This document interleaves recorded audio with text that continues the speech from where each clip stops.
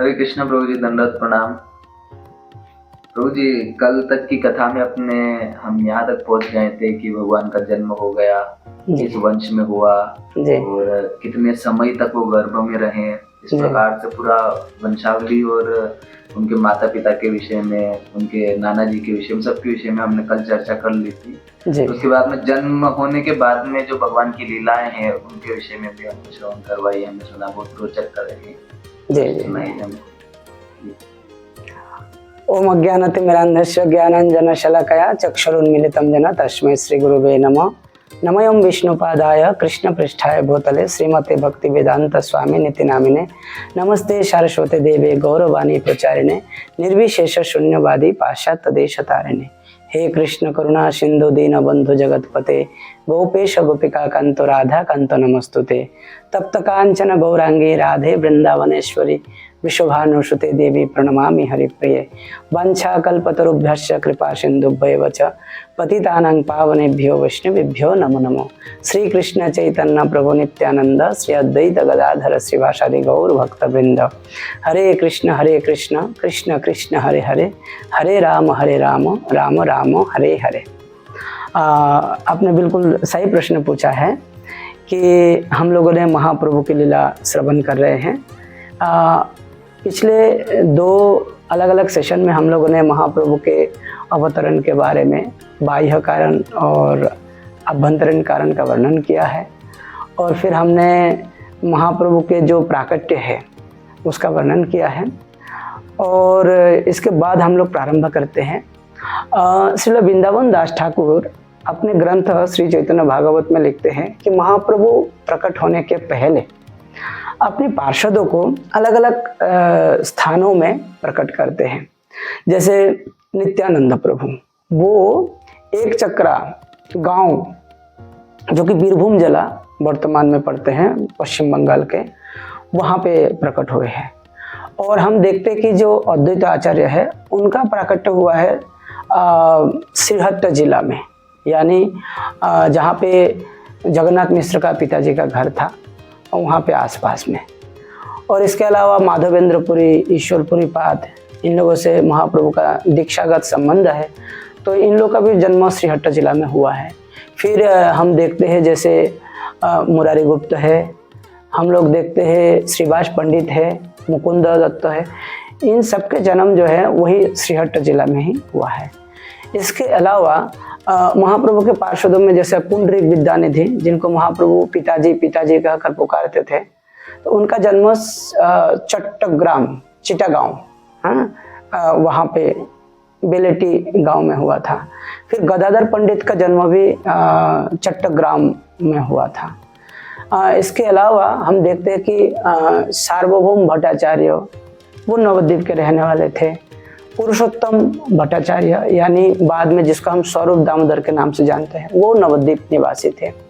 गोपीनाथ आचार्य वो नवद्वीप निवासी थे।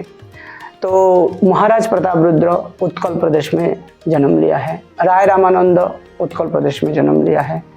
तो ऐसे महाप्रभु के बहुत सारे पार्षद अलग अलग स्थानों में प्रकट हुए हैं। तो इसके कारण वर्णन करते हैं। वृंदावन दास ठाकुर कहते हैं कि महाप्रभु अपने लीला विस्तार करने के लिए अपने अलग अलग अंतरंग पार्षदों को अलग अलग स्थान में जन्म दिए हैं। 6 गोस्वामियों में एक गोस्वामी है गोपाल भट्ट गोस्वामी, उनका जन्म तो दक्षिण भारत में हुआ था। तो ऐसे हम देख सकते हैं कि महाप्रभु के पार्षद कहाँ कहाँ फैले थे।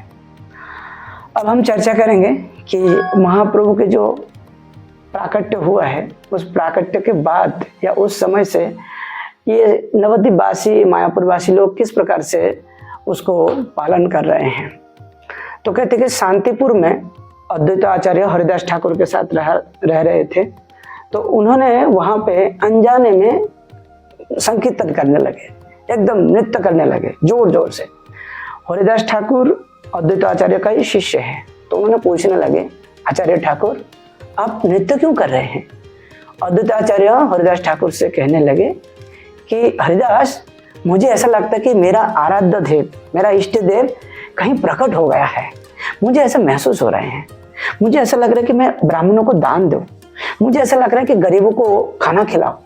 मुझे ऐसा लग रहा है कि गंगा स्नान करूं, और जो लोग गंगा स्नान करके आ रहे हैं उनमें से जो गरीब वर्ग है उनको मैं वस्त्र दान करूं, यानी अन्न दान करूं, वस्त्र दान करूं, और ब्राह्मणों को भी दान दक्षिणा करूं और संकीर्तन करूं, ऐसा मुझे लग रहे हैं। हरिदास ठाकुर अद्वैत आचार्य के इन सारे कार्यों में सहभागी बनते हैं। और दूसरे दिन सीता ठाकुरानी वो अद्वैत आचार्य से अनुमति लेकर शांतिपुर से वो पालकी करके वो आ गया है मायापुर में, और जगन्नाथ मिश्र के घर में वो सद्योजात शिशु को दर्शन करने के लिए वो पधारते हैं। एकदम सूतिका गृह में चले जाते हैं और जाकर देखते हैं कि अरे वाह, ये तो साक्षात गोकुल नंदन कृष्ण ही है, बस वर्ण मात्र देखी विपरीत। इनका वर्ण जो है वो विपरीत है, यानी गोकुल के जो कृष्ण है वो श्याम वर्ण का था, और यहाँ पे जो जगन्नाथ मिश्र के संतान है ये गौर वर्ण का है। बाकी शरीर के जो एक एक अंग प्रत्यंगों का जो गठन है एकदम हुबहू कृष्ण का जैसा ही है। तो उन्होंने तरह तरह की भेंट भी लेके आया, जैसे मांगलिक द्रव्य जिसको बोलता है, हरिद्रा, कुमकुम, चंदन, सोना चांदी के आभूषण, कुछ वस्त्र, सूती का वस्त्र या रेशमी वस्त्र, या कुछ गुड़, मिठाई, तिल, जौ, हैं, ऐसे तरह कुछ छोटे छोटे बर्तन, हंडी बर्तन, ऐसे तमाम सारे चीज़ वो लेके आया। और छोटे बच्चों के गले में जैसा जो शेर का नाखून होता है वो भी दिया जाता है ताकि उसके ऊपर कोई बुरा नजर ना लगे, या नरसिंह कवच उसको पहनाया जाता है ताकि वो नरसिंह भगवान उनको तरह तरह के संकटों से रक्षा करें। ऐसे तमाम सारे चीज़ छोटे बच्चों को पहनाए जाते हैं। इस प्रकार से सारे चीज़ जगन्नाथ मिश्र को बोलकर वो उपहार सामग्री वो घर में रखा गया अलग से, और सीता देवी सची माता से मुलाकात करते हैं। हालांकि उस समय सूतक चल रहा था, लेकिन फिर भी वो आनंद जो है उसको समाहित नहीं कर पाए, तो आ गया और दर्शन कर रहे थे और गुणगान भी कर रहे थे।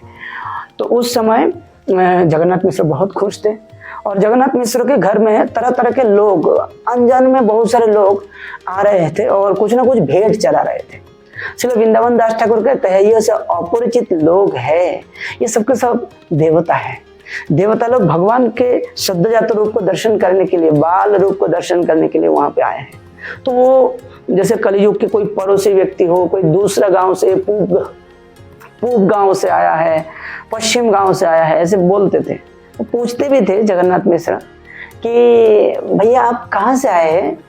तो कहते कि मैं तो पूर्व गांव से आया हूँ। तो पूर्व गांव कोई नाम नहीं है, पूर्व दिशा में बहुत सारे गांव हैं, उनमें से किसी एक गांव से आया। यानी अपने पता को छुपाते हुए देवता लोग ही भगवान से वो मुलाकात करने के लिए आते थे। तो इस प्रकार से जगन्नाथ मिश्र के घर में तरह तरह के लोग, पड़ोसी लोग आना जाना शुरू हो गया। लेकिन छोटे छोटे कुछ दिक्कत चल रहा था।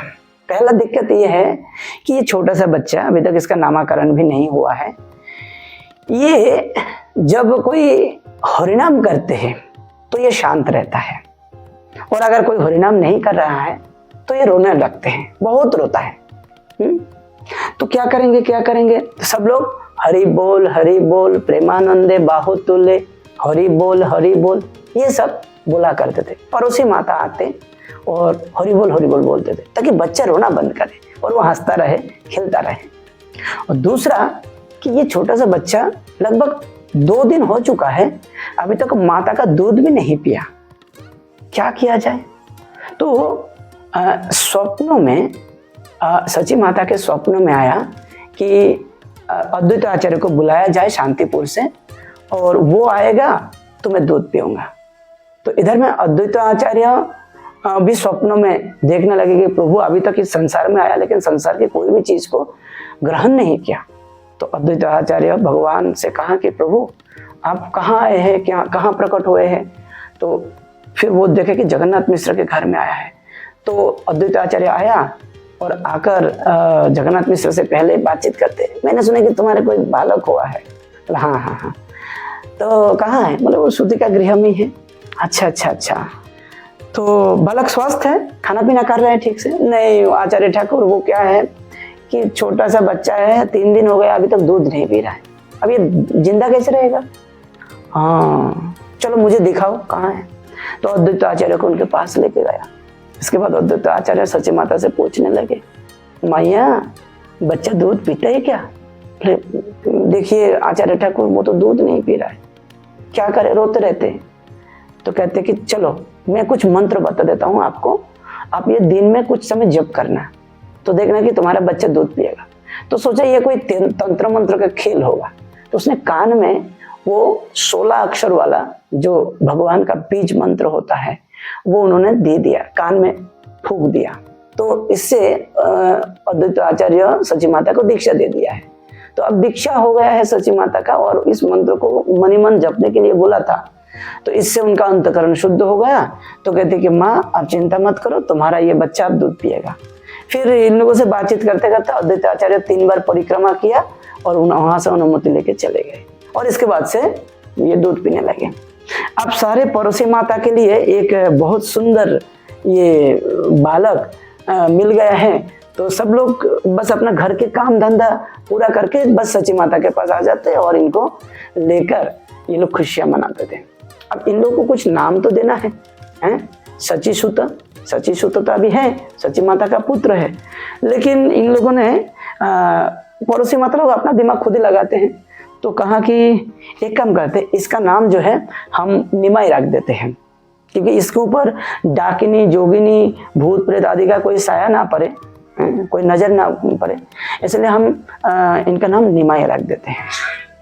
और ये जो नीम का पेड़ के नीचे अधिकतर समय निमाई को वो धूप या छाया जो भी जरूरत पड़े तो नीम के वृक्षों के नीचे उसको रखा जाते थे कि वो उधर ही खेले, उधर ही सोए और थोड़ा सा सूर्य का धूप लग जाए।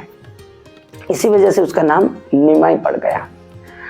अब ये पड़ोसी माताएं थोड़ा सा और भी नाम दे दिया है। एक नाम दे दिया कि इनका शरीर का वर्ण जो है गौर है, तो इनका एक नाम हो गया है गौरांग। फिर इनका एक नाम पड़ गया है गौर हरि, क्योंकि इनकी गौर वर्ण और दर्शन करने से हमारे हृदय हरण हो जाता है, मन हरण हो जाता है, हमारे मन में बहुत आनंद आ जाता है, इसलिए इनका एक नाम होना चाहिए गौर हरि। तो गौरांग, निमाय, गौर हरि हैं, ये सारे नाम इनका ये पड़ोसी माताएं लोगों ने दिया है।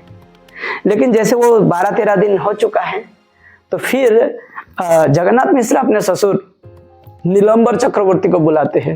वो रहता है बेलपुकुर में, रुद्रद्वीप में, और नीलंबर चक्रवर्ती भी अपने साथ दूसरा और एक बड़ा ज्योतिषी को जो उनका मित्र था उनको लेके आ जाता है। चलो चलो हमारे पोता हुआ है, हैं? पोता नाती हुआ है, तो हमारे बेटी के बेटा हुआ है नाती, तो उसके वो जन्म कुंडली देखना है, नामकरण करना है, चलो चलो। तो कुछ दिन अतिबाहित होने के बाद वो लोग आया जगन्नाथ मिश्र के घर पे, एकदम घर के आंगन में बिठाया गया, एक कोने में वो निमाई को रखा गया है। तो इसके बाद फिर ये नीलांबर चक्रवर्ती और वो उनके मित्र जो ज्योतिषी, ये दोनों मिलके वो अब ये बच्चों के नामकरण, उनका जन्म कुंडली, उनका भविष्य, ये सब कुछ बताना प्रारंभ करते हैं। तो सबसे पहले तो नीलांबर चक्रवर्ती बोलना शुरू करते हैं कि हाँ भाई, मेरे नाती का देख लो कैसा क्या है, इसका राशि क्या है। तो कहते कि ये तो सिंह राशि में जन्म लिया, सिंह राशि, सिंह लग्न, और बोले ये तो बहुत अच्छी बात है, और बेटी तो बच्चों को थोड़ा इधर पास में लेके आ जाओ। तो सच्ची माँ बहुत खुशी बच्चों को पास में लेके आ गया और कहा कि इनका हाथ दिखाओ, इनका पैर दिखाओ, इनका कपाल दिखाओ, इनका ललाट दिखाओ, मुखमंडल दिखाओ, इनका जांग दिखाओ। तो इस प्रकार से हर चीज ये लोग देखने लगे, ऑब्जर्वेशन, निरीक्षण करने लगे। तो देखकर फिर ये कहने लगे कि हम क्या देख रहे हैं। कहते हैं देखिया मिश्रेर हইল आनंदित मोती, गुप्त बोलाइला नीलांबर चक्रवर्ती। बहुत ही गुप्त तरीके से जगन्नाथ मिश्र नीलांबर चक्रवर्ती को बुला लिया। चिन्ह देखी चक्रवर्ती बोलेन हासिया, लग्न गणि पूर्वे आमी राखियाछि लिखिया।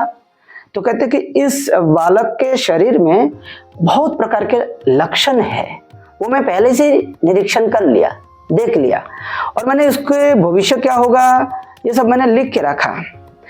32 लक्षण महापुरुष भूषण, এই शिशु अंग देखी शेषव लक्षण। 32 लक्षणों से महापुरुष का बोध होता है और मैं इस बालक के शरीर में इन सारे लक्षणों को देख रहा हूं। तो आपके मन में प्रश्न आ सकते हैं कि ये 32 लक्षण क्या होता है? पंच दीर्घ पंच सूक्ष्म सप्तरक्त शरुन्नत त्रिहर्ष पृथु गंभीरो दात्रिंश लक्षणों महान। महापुरुष के शरीरों में 32 लक्षण होता है। उसके शरीर के 5 अंग बड़े, 5 सूक्ष्म, 7 लाल रंग के और 6 उठे हुए, 3 छोटे, 3 चौड़े और 3 गहरे यानी गंभीर होता है। ये सामुद्रिक नामक एक ग्रंथ है, तो वहां पे इसका वर्णन है कि महापुरुषों का 32 लक्षण कैसे क्या होता है। नारायणेर चिन्ह युक्त श्रीहस्त चरण, यही शिशु सर्वलोके करिबे तारण। तो ये जो बालक है, इनके शरीर में, इनके हाथ पैर में ऐसा कुछ निशानी है जो भगवान नारायण के चरण और हस्त में होता है, और ऐसा लगता है कि ये शिशु पूरा संसार को उद्धार करेंगे। এই তো করিবে বৈষ্ণব ধর্মের প্রচার, ইহা হইতে হবে দুই কুলের নিস্তার। यही छोटा सा बालक आगे जाकर वैष्णव धर्मों का ये प्रचार प्रसार करेंगे, और इस बालक के माध्यम से पितृकुल और मातृकुल दोनों कुलों का उद्धार हो जाएगा। तो इस प्रकार से महाप्रभु के शरीर में 32 लक्षणों का समाहार इन्होंने बोल दिया है। तो फिर नीलांबर चक्रवर्ती अपने मित्रों से पूछते हैं, भैया इसका नाम क्या रखा जाए ये बता दो। तो कहते हैं कि यही शिशु समग्र संसार में संकीर्तन यज्ञों के माध्यम से ये शांति स्थापन करेंगे, सबकी पालन पोषण करेंगे, और जब संकीर्तन होगा तो संसार में किसी भी प्रकार के अभाव नहीं होगा। तो इसके माध्यम से विश्व में एक प्रकार के संपदा की वृद्धि होंगे, ऐश्वर्य की वृद्धि होंगे, इसलिए इनका नाम होना चाहिए विश्वंभर। ये विश्वंभर नाम होगा इसका। तो ये जो जन्म कुंडली के अनुसार इनका नाम विश्वंभर। पड़ोसी माता लोगों ने इनको 3 नाम दे दिया है, निमाई, गौरहरि और गौरांग। और आगे जाके जब ये संन्यास लिया है तो इनका एक नाम हो गया है श्री चैतन्य महाप्रभु। तो फिलहाल जब तक हम महाप्रभु के गार्हस्थ लीला तक वर्णन करते जाएंगे तो हम महाप्रभु को हमेशा या तो निमाय बोल के या तो गौरांग महाप्रभु बोल के हम आपको लीला विस्तार करते जाएंगे। तो चलिए अब हम धीरे धीरे महाप्रभु के कुछ दिन बीत जाने के बाद क्या हुआ, कुछ महीना बीत जाने के बाद क्या हुआ, उसको हम बताना प्रारंभ करेंगे। तो जन्म कुंडली में ये सब बता दिया है कि ये जो बालक है इसके ये नारायण के चिन्ह युक्त तो है ही, और महापुरुष के 32 लक्षण भी है, और ये अत्यंत मेधावी होंगे, श्रुतिधर होंगे, बहुत ही संस्कारी होंगे। बालक थोड़ा सा चंचल भी होंगे लेकिन बहुत बुद्धिमान भी होंगे, अत्यंत ज्ञानी होंगे, पंडित होंगे, इतना बड़ा पंडित होंगे कि पूरा नवद्वीप में इनके बराबरी के पंडित नहीं मिलेगा। सबको हराने में समर्थ रखेगा ये छोटा सा बालक, देखना। और तो और ये आगे जाके पूरा भारतवर्ष के सबसे बड़ा पंडित बनेंगे बहुत ही कम समय के अंदर। हाँ, ये 2 विवाह करेंगे, लेकिन इसके आगे क्या होने वाला है, जैसे संन्यास होने वाला है, उस विषय में ज्यादा नहीं बताया, क्योंकि माता पिता अगर वो चीज सुनेंगे कि ये 24 साल की उम्र में संन्यास लेने वाला है, तब तक तो सब दुखी हो जाएंगे। तो ज्योतिषी लोग क्या है, किसी को दुख नहीं देना चाहते, तो उनकी संन्यास लीला को विस्तार से नहीं बताया, बस विद्या के पराक्रम ये सब बता के खुश कर दिया। तो कोई बात नहीं, तुम्हारे बेटा वैसे तुम लोगों को पालन पोषण करेंगे, देखभाल करेंगे, जैसा विष्णु या नारायण देवताओं को देखभाल करते हैं वैसे। तो अच्छे से इनका पालन पोषण करना है ना, इस प्रकार से बोल दिया। बोलने के बाद फिर वर्णन आता है कि महाप्रभु अब बिस्तर पे रहता है, छोटा बच्चा है, बस 7 दिन हो, 10 दिन हो, 1 महीना हो, क्या है, वो बिस्तर पे रहता है। कभी कभी बस थोड़ा सा जग जाता है और बाकी समय थोड़ा बहुत रोता है, कुछ खाना खाता है, फिर सो जाता है ना। आप लोग जानते हैं कि 24 घंटा में एक छोटा सा बच्चा जो है ना लगभग 20 घंटा सोता है। तो महाप्रभु मानवीय लीलाएं कर रहे हैं तो वो भी ऐसे ही सोता रहता है। लेकिन जब सची माता उसको दिन में सुलाकर अपने गृह कार्य में चले जाते थे तो घर के अंदर जितने सारे बड़े बड़े डिब्बे, बड़े बड़े कुछ सामान इधर उधर, कोई झोली में है, कोई ताक में रखा हुआ है, तो और उधर में सिंहासन है और सिंहासन में दामोदर शिला भी है, शालग्राम शिला है। तो ये सब अवस्था में, और इधर खटिया में हो सकता है कि छोटा सा बालक विश्वम्बर सो रहा है और सची माता रसोई घर में काम कर रहे हैं। ऐसे में आंधी नहीं, तूफान नहीं, कुछ भी नहीं, घर के सारे डिब्बा झोली का जो है सब कुछ नीचे गिर जाता है और जैसा मिट्टी के जो बर्तन है वो सब टूटा फूटा हुआ है, सामान इधर उधर बिखरा हुआ है। तो एकदम से ठूस ठास आवाज हो रहा था। सची माता दौड़कर जब आते हैं तो घर का दरवाजा खुला रहता है तो देखता है कि ये सब किसने किया है, तो पता ही नहीं चलता है किसने किया है। डर जाते हैं, भूत प्रेत आया होगा क्या। हाँ, तो सची माता घबरा जाते और उस समय देखता है कि निमाय सो रहा है लेकिन जगा हुआ है और छोटा बच्चा हल्का सा डरा हुआ भी रहता है। तो सची माता फिर जगन्नाथ मिश्र को कहता है, देखिए ना हमारे घर में आज ये पूरा तबाही हो गया है, पता नहीं ये सारा सामान कहाँ कहाँ ऐसे किसने बिगाड़ दिया है। तो जगन्नाथ मिश्र कहते कि देखो सची, हमें ऐसा लगता है कि हमारे घर में एक गोपाल आ गया ना, तो हमारे घर पे जो दूसरा गोपाल है ना, शालग्राम शिला, दामोदर शिला, तो उसने आपसे कुछ भोजन मांगा होगा, आप इनको खिला रहे हैं, इनको नहीं खिला रहे, इसलिए तो क्या करो, बोले एक काम करो, शालग्राम शिला के लिए खीर बनाओ। तो वो बिल्कुल पायस, मिष्ठान्न बनाते थे और वो लड्डू को शालग्राम शिला जो है घर पे उनको भोग लगाते थे। इस प्रकार से ये कार्य तो सब निमाई ही करता था, लेकिन लगता था कि ये दूसरा कोई कर रहे हैं। तो ये पड़ोसी लोगों को भी ये बताया जाता था कि देखो हमारे निमाई जिस घर पे सोया करते थे ना, उसी घर पे ये सब हो जाता है। तो पड़ोसी लोग कहते कि यार भूत प्रेत का साया पड़ेगा, एक काम करना, नरसिंहदेव का आरती उतारते रहना, वो स्तुति करते रहना और पिशाचिनी डाकिनियों को भगाने वाली जो मंत्र होता है वो सब मंत्र सीख के उनको उच्चारण करना जरूरी है और पूरा घर में 7 बार परिक्रमा करके वो सब मंत्र बता देना और कबीराज के पास जाके वो मंत्रोपुत्र पानी लेके आ जाना, घर में इधर उधर छिड़का देना और कहीं कुछ लगा देना। राहु केतु के यहाँ से कैसे बचना है उसके लिए भी कुछ व्यवस्था जमाना पड़ेगा। ऐसे लोग तरह तरह के सजेशन देते रहते, कैसे निमाई का स्वास्थ्य अच्छा रहे, वो ठीक ठाक रहे, उसको कोई मतलब संकट विकट ना आए। इस प्रकार से भगवान को बचाने का, अपने पुत्र हैं ऐसा सोचकर उनको बचाने के लिए, उनको पालन पोषण करने के लिए मतलब सची माता और जगन्नाथ मिश्र तरह तरह के प्रयास करते थे। तो हम लोग ये बचपन की लीला भी शुरू कर ही दिया है और ये चलता रहेगा। 3 महीना बाद में महाप्रभु करवट बदलना प्रारंभ कर दिया है, इधर से उधर अब धीरे धीरे करवट बदलता है, ये करके हंसता है, सबको अच्छा भी लगता है। थोड़े थोड़ा छोटे छोटे 2-2 दांत उठ गया है, बाल थोड़ा सा लंबा हुआ है, कुमर में अब उसको कुमरबंद लगाया गया है और पूरे शरीर में छोटे छोटे आभूषण पहनाया गया है और खिलखिला कर हंसता है, तो सबको अच्छा लगता है। पड़ोसी माता आते हैं, उसको हरिनाम सुनाते हैं और वो नाचते रहते हैं, ऐसे हाथ के ऊपर ही वो नाचता है, उसको मज़ा आता है। और जब ये लोग कुछ गाना नहीं गाते हैं, हरिनाम नहीं करता है, तो रोना शुरू कर देता है। तो इस प्रकार से उनको दूध पिलाना, उनको स्नान कराना, उनको खिलाना या उनको मतलब खेल कूद करवाना या उनसे हरिनाम करवाना, ये सब कुछ उस समय जारी हो गया। तो अब महाप्रभु लगभग 6 महीने का हो चुका है। तो इसके बाद की जो लीला है 6 महीने के समय से इसके आगे वो क्या क्या हुआ है, अब हम अगले पर्व में आप लोगों को सुनाएंगे।